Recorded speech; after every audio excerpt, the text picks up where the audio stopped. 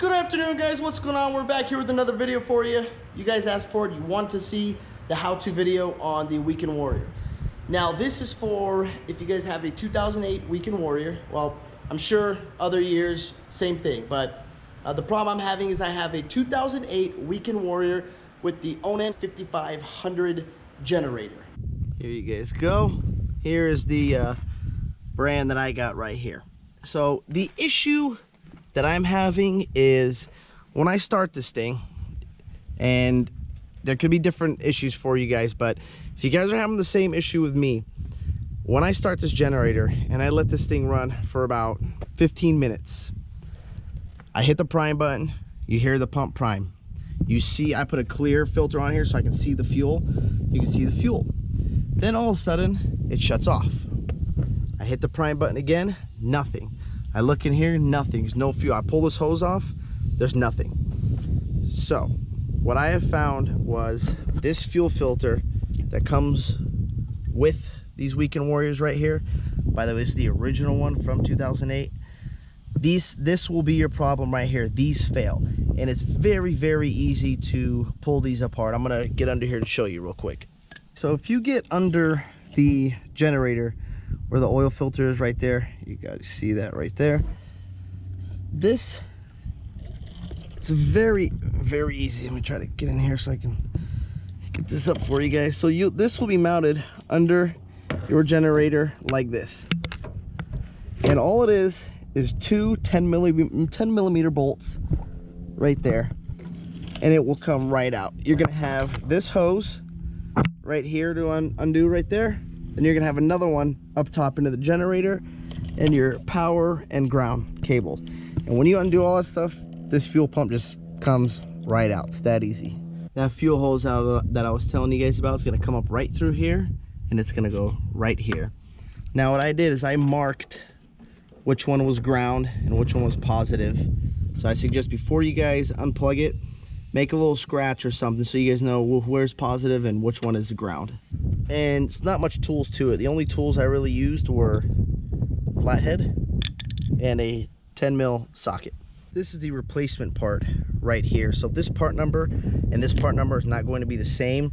The guy told me this part number is discontinued. So if you guys give anybody this part number, they cannot find it. They do have aftermarket ones, but I just got an OE one. It wasn't too bad. It was $110. Go to any RV shop. The guy had a bunch in stock.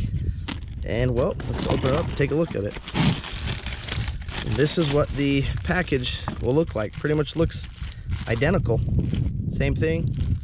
Probably have to pull that off, transfer this onto here. Other than that, they're exactly the same.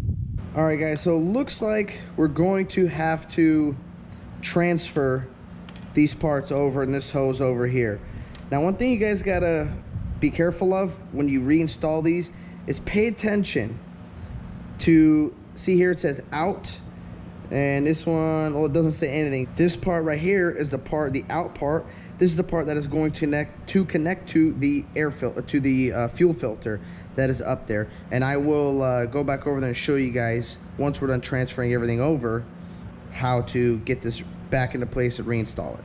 So I just use my crescent wrench over here, and you don't have to make this, you know, tight. Yeah, you will get some fuel out of it. So now this part that I took off is the inside. This is the outside.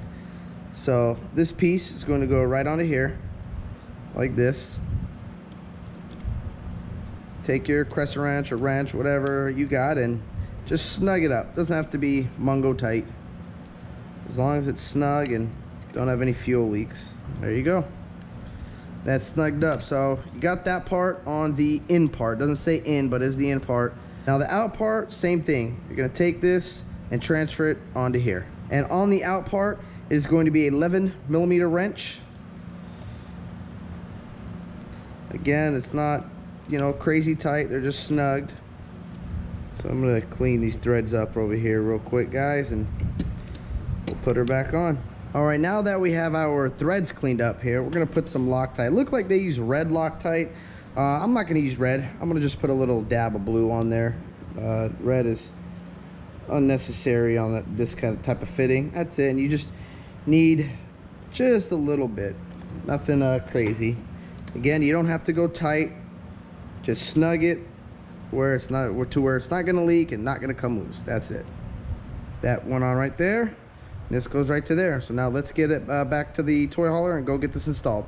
Now we're back here to the toy hauler. Now when you guys mount this, this is going to go this way when it is mounted under the toy hauler, because this line right here is going to come up right here, and your electrical power is going to come up right here and plug into here.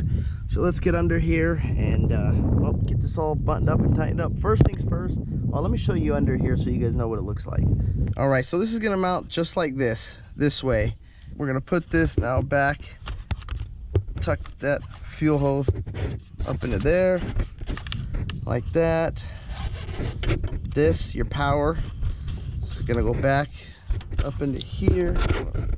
It'll help stick your hand up top and you can feel the power lines. And this fuel line you're going to find under your toy hauler too. You're just going to put it back into here like so. Just held on by a hose clamp. All you need is just get the flat head. Make sure it's not going nowhere. All right, now let's move to the top. Okay, so we pulled this hose up from the bottom.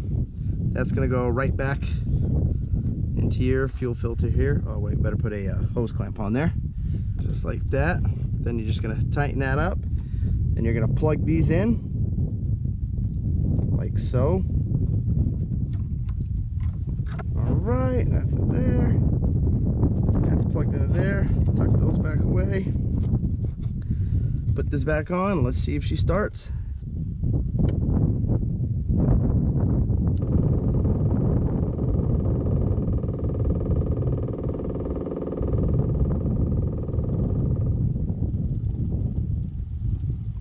And there it is. And this is why I also like to use the clear fuel filters on here, guys, because you can pretty much see what's going on.